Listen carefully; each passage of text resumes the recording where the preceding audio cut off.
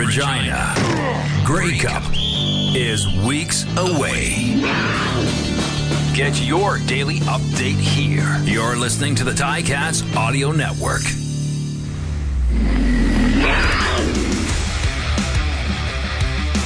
From the Ticats Audio Network, this is Ticats Today with Louie Butko.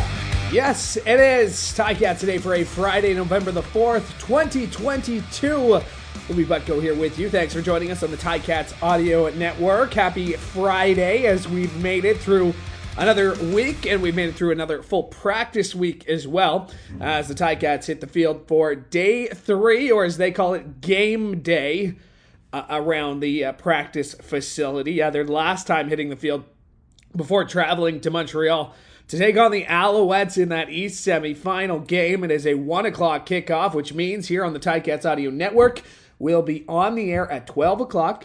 Andy Fantus, Bubba O'Neill getting you set on Tiger Cats pregame. They'll hand it off to RJ Broadhead and Luke Tasker. And don't worry, right through the game, post-game, and even leading up to pregame, we got you covered here on the Ticats Audio Network. You can go to listen.ticats.ca to hear the latest, or make sure you subscribe to wherever you get your favorite shows. You can catch a brand new episode of Ticats this week. That's now available with RJ and Luke. Catch a brand new episode of Speaking with the Enemy. Caught up with Sean Campbell today. That's available on the Ticats Audio Network. And you can catch up on a week's worth of shows, because it's been a busy one. We had the awards announced. We had the All-Stars, I should say, announced twice. We had the All-Star Division announced. So we caught up with a lot of those guys. We'll catch up with a few more today. One exclusively on Ticats.ca.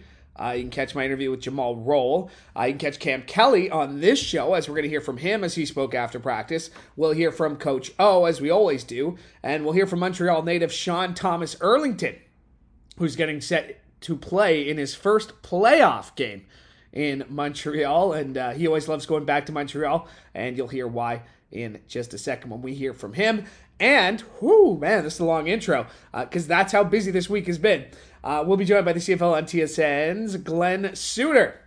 Caught up with him to get set for a very busy weekend in the Canadian Football League. So, did you get all that? Glen Suitor, Cam Kelly, Sean Thomas Erlington. But let's start as we normally do. Here's the head coach and president of football ops, Orlando Steinauer, as he spoke after practice today.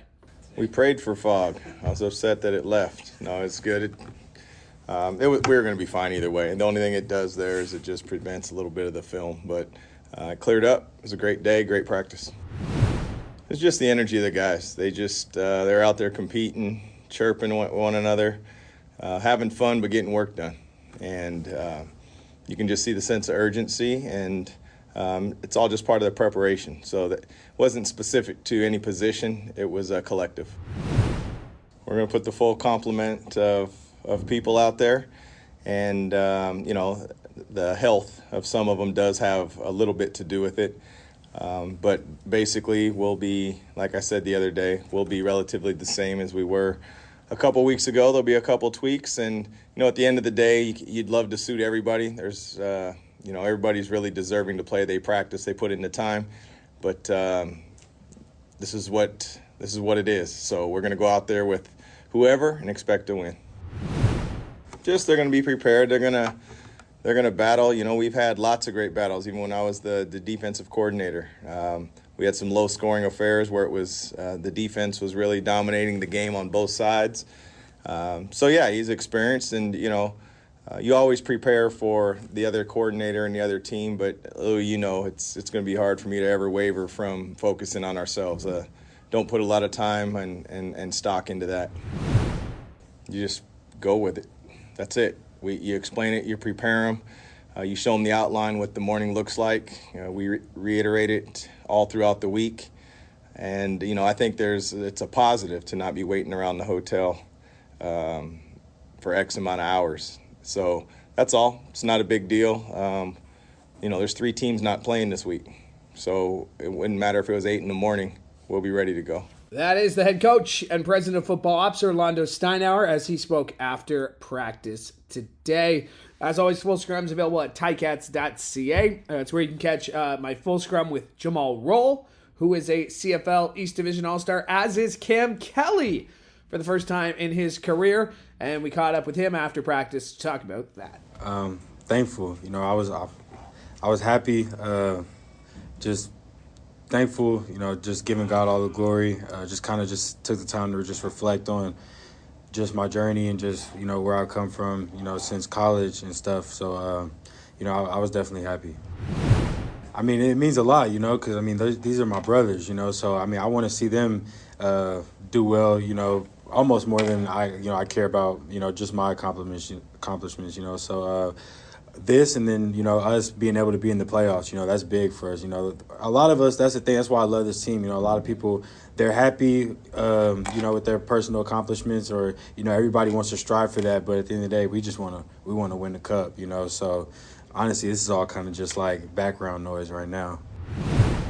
We just got to finish. I feel like that's a lesson that we've had to learn the hard way, with the way last year ended, as well with the way we ended some of the games this year, But I feel like as a team, we've caught our stride. We've started to learn how to finish those games and win those games, and I feel like we got hot at the right time. So now we just need to, keep the momentum going, and if the momentum ever dies, create it again and seize it. Trevor is a good quarterback. He's smart. He knows how to distribute the ball.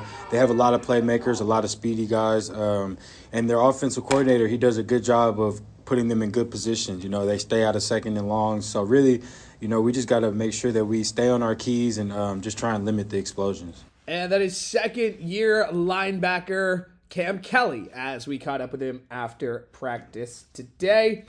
First-time CFL East Division All-Star. This guy wasn't an all-star, but he is an all-star right here where it counts, pointing at the heart. That's Sean Thomas Erlington, and he is getting set to go back to Montreal to play in a playoff game as a professional football player for the first time in his career. And when we caught up with him after practice today, I asked what that meant to him to be going back to Montreal in the playoffs. No, you're right. First playoff game out there. I think I'll be honest with you. I do not treat it like a different game. I do treat it as a different game in a sense where I'm going to see family. Family's going to be around. I get to speak French to people in town. But other than that, to me, I just got to focus on what I have to do, and I think that's what everybody has to do on the team and to just come together and win this game. I feel sometimes it's just like a flavor of the week with those two guys.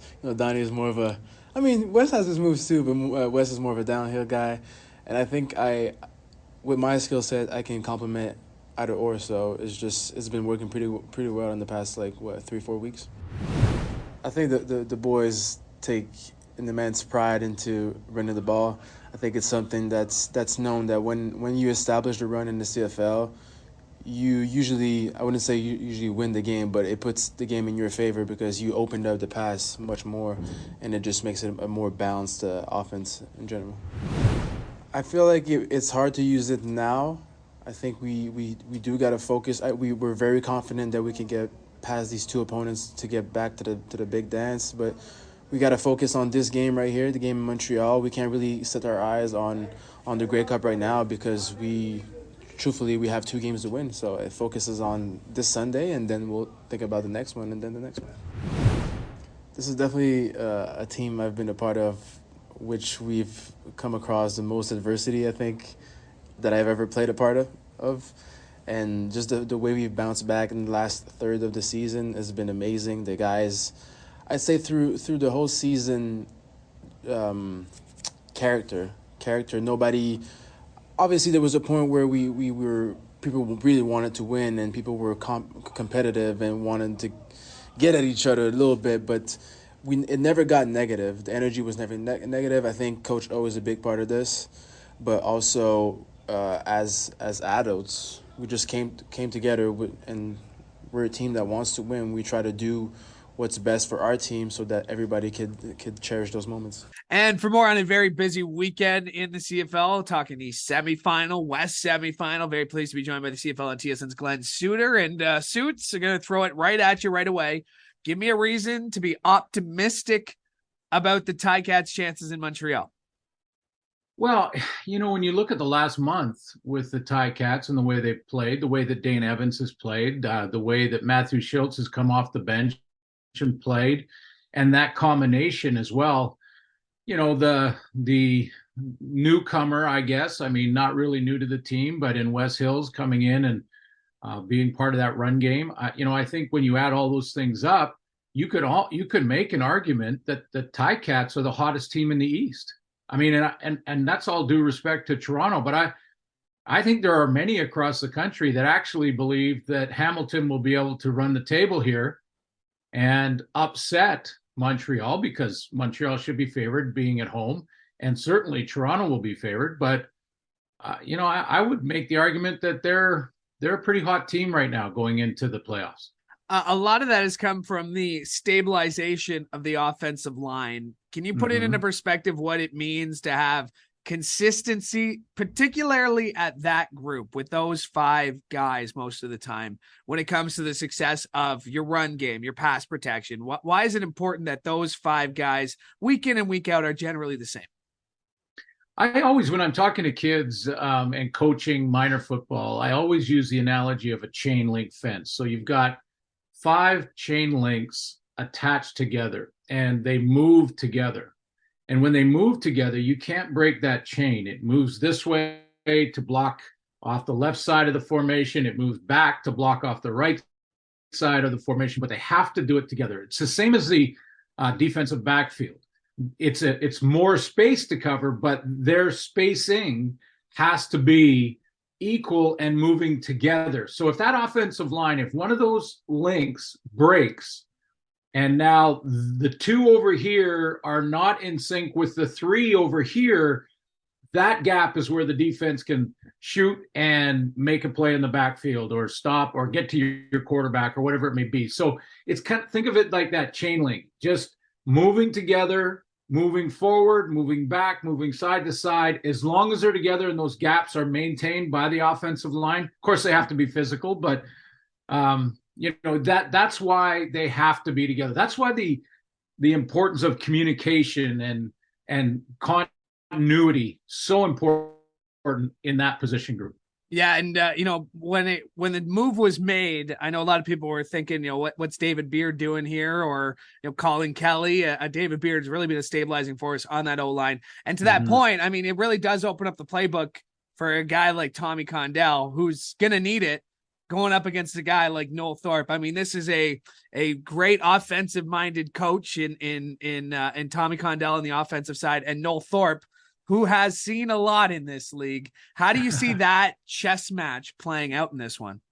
Well, I love the chess matches in both of these matchups on the weekend because, again, when you look at a strength of a team coming in, and there's always, every team sort of evolves throughout the season. What are they good at now? What are they good at over the last month? And I would suggest that both these teams, with Stanbeck returning to the lineup in Montreal, both of these teams are going to lean on the run, at least early and probably on first down. You're going to hear a lot of that probably throughout the week or weekend leading into the game. But that chess match of Tommy Condell saying, okay, our run game with Thomas Erlington and Wes Hills has been prominent of late. Does that mean that Noel Thorpe will then load the line of scrimmage to stop that run? And then will I then take the next step to go big time play action, fake the run up the middle, RPOs, run pass option type plays, and try to counter what I believe they're going to do on defense? Really, it's going to be about in-game adjustments. Once you see what they're doing, and you can actually apply it and then come back and say, hey, that plan we worked on all week, scrap it. That's not what they're doing, because that happens too. So I love the chess match, and I love when you have, whether it's veteran OC and DCs going head to head, or even new guys that are here for a reason. They're in the playoffs for a reason because they called good games throughout the year. I don't think you can stop Eugene Lewis, especially against the Ticats. How do you slow him down? And the Ticats secondary, we talked about, that unit being cohesive and continuity. What's the game plan to slowing down Eugene Lewis? Well, there's a couple of ways you can do it. I mean, you can drastically X and O's your back end so that you're rolling your coverage towards him. So, if he's in the short side of the field, you can roll your zones where the corner going to come up and jam him on the line of scrimmage, but there's always a guy behind that corner to, help on any deep route or be there for any deep route. And then they both can, chase him down that in those routes so that they can get basically acquire double coverage when they get down there. So, I think there's that, but that also weakens you in different areas. So you're actually saying, I'm going to spend 2 or maybe even 3 players in that area or that zone. I'm sort of trying to simplify, but in that zone. Sure. And if you do that, you have weakened the wide side of the field, for instance. So there's more space over there. And that's where, again, the chess match happens and offenses adjust. Or you can also just tell Tunde Adeleke, just wherever he is, we want you to lean to that side. So don't be straight in the middle of the formation. You see Eugene Lewis into the boundary, lean into that boundary a little bit, and we'll let our guys to the field hold their own, because we definitely have to take away this guy. I think if I were ever coaching, and coaching minor football and minor hockey, I always wanted to take away the other team's strength. Not even take it away, but limit the other team's strength. So whatever is their strength, let's limit them and make them go to something else to beat us. I want to get into the battle of quarterbacks, because Dane Evans has only known the playoffs in his CFL career. The Ticats have had success since he has been here. Trevor Harris has had success in the playoffs, but sometimes people ask whether he can win that big game himself. Who do you feel like is feeling more pressure going into this game? A guy like Trevor Harris or a guy like Dane Evans? I think for different reasons, they're both like equally probably, no, I won't say question. Like, this is not like, I think they played well enough and consistent enough in the last month that both fan bases should be pretty comfortable that they're going to see good play out of the quarterback position. Trevor Harris is a little bit streaky throughout his career, and Dane Evans went through that sort of getting in his own head this year, and you don't want that to creep back into the scenario, even though I think that's well behind him now. In just talking to him on Zooms and seeing a different comfort level, he has the experience of a Grey Cup game, 2 Grey Cup games. He has the experience of these playoffs, so that will help him, but so does Trevor Harris. I think that for both of these quarterbacks, you'll hear a ton about this weekend about not turning the ball over and things like that. Not turning the ball over means you're being too protective if you're going in like that with that mindset. I think you go in saying, we're running our offense. We're confident we're running our offense. If something happens and there's a swing in momentum that goes against us, we will play even keel. Don't worry about it. Wait till the next series. You get tons of series in the CFL, as you know, especially in the last 3 minutes. So don't worry about it. We'll get back on the field. I think the most consistent quarterback, not even the biggest numbers, or they don't have to play out of their minds great, but the most consistent one with a good run game for both teams wins this game. Yeah, and 4 quarters of football is going to be what it takes to win it, and we've seen the Ticats struggle with that at points this season. Do you think they have those issues behind them at this point after having watched them the last few weeks compared to what we saw at the start, where it seemed like they couldn't hold on to that lead, being outscored in the 4th quarter? Is that one of those issues that the Ticats probably shouldn't be worried about heading into this one?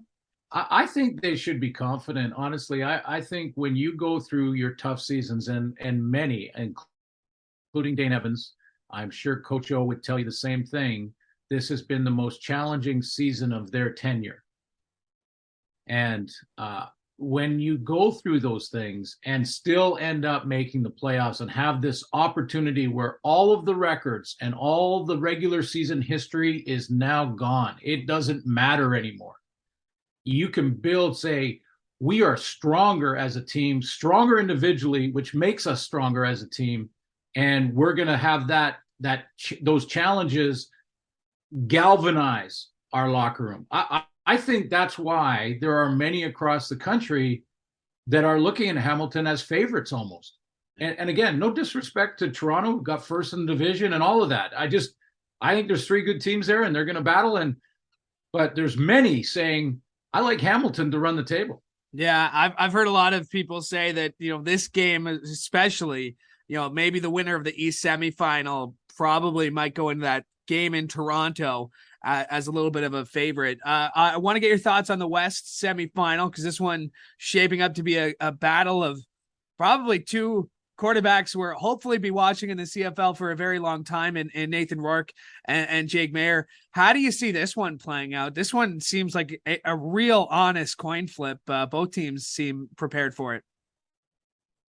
Well, one of their games against each other this week, and Nathan Rourke played in that one, was a 41-40 shootout. So if we get anywhere close to that for this playoff game, it'd be pretty exciting. I think what everyone has to keep in mind is both Nathan Rourke and Jake Maier have not been starting quarterbacks for a full season yet.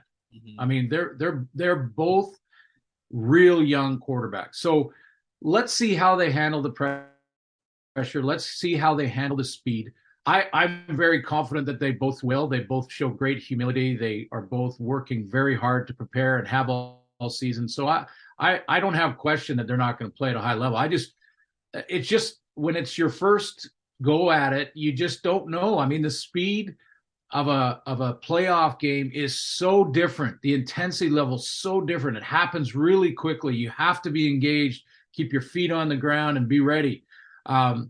Having said that, Nathan Rourke this week has looked fantastic in practice. He's running around more so than he did before that game against Winnipeg, the final game of the regular season, where he only played a few series. Yeah. He's taken all the number one reps. So he's ready. But this game comes down to a very, very simple old school line of scrimmage, because Calgary has run the ball so much and so effectively. If BC cannot stop the run on defense, this game is over. Calgary's going to the West Final, because the combination of Dedrick Mills, Kadeem Carey, and Peyton Logan, whichever combination they use there, and they might be able to go with all three on the roster. Boy, that they rushed for over 500 yards in 2 games versus Saskatchewan. Now, the BC line defense is not Saskatchewan, but I'm just saying, you run for 500 yards in 2 games, your run game and O-line are together and in sync. And if the Lions can't stop that run, game over. Calgary's going to the final. Dedrick Mills, especially the last few weeks, been really impressed with what we've seen out of him. And just one more before I let you go. They're opening the Upper Bowl at BC Place. I know as someone who is passionate about football out there, what does that mean to you to see and the turnaround in the 2024 Grey Cup happening in your own backyard? It's a good time to be a football fan in British Columbia, isn't it? Well, it's amazing what Amar Doman, the new owner here, has done in Vancouver. This is just another example. I'll give you a couple of small details that he is taking care of in, the outlying cities like Hope and Merritt and Kelowna and Kamloops. There's a lot of football fans there, and he is arranging for pricing so that you buy your playoff ticket. It includes a bus ride to the game from those communities and a bus ride back, so you can get fans to the game and back safely. Same with the Vancouver Island fans coming across on BC ferries to go to this game. He's taking care of those details. I thought it was fantastic when they announced the 24 Grey Cup will be here in Vancouver, when he said, "We are honored and privileged to be able to have the right to host a game. This province will not let you down." There's such great respect for the game in everything that Amar Doman does. And we're seeing the results of that in just 1 year. There's going to be over 30,000 people at this game. And to make that kind of rebound kind of season, it does 2 things. One, it shows you that if you really dig in and approach it in the right way, it can happen in any big city across this country. And I believe it could happen in Toronto too, if you approach it the way Amar Doman has approached it here in Vancouver. It's going to be an unreal atmosphere. You can't talk to each other on the field when that place is full and loud, and it will be for this game. It's going to be exciting. And those fans are right on the sidelines too, right? And they make some noise, and it's a tough place to play, and Calgary's going to have their hands full. Should be a great weekend of football. Suits, I'm going to put you on the spot. Can I get you back next week to recap it and set up the division finals? Absolutely. Let's do it. Can't wait. And we're going to have a great weekend, so can't wait. My thanks to Glen Suitor from the CFL on TSN for joining me today to wrap up the week and lead us into a huge CFL playoff weekend. Of course, he will be on the call for the West Coast game. That's happening in BC, the West semifinal, as the Lions host the Calgary Stampeders. And the only call you're going to want of our game, it's RJ, it's Luke. You've heard them all season. They are on the air on the Ticats Audio Network starting at 1 o'clock. Before that, you can get Tiger Cats Game Day with Bubba O'Neill and Andy Fantuz. That'll do it for us today. Thank you so much for checking us out all week. We really do appreciate it. I personally appreciate it. I hope you have a fantastic week. Can't wait to talk to you on Monday after a big Ticats win. Let's go. Let's get this done. Go Ticats. From all of us here at the Ticats Audio Network, I'm Louie Butko. Hoping you have a great weekend. Go Cats. Hamilton Tiger Cats fans, you're not done here, Ticats. we have the Ticats info you need on their road to Regina, here on the Ticats Audio Network.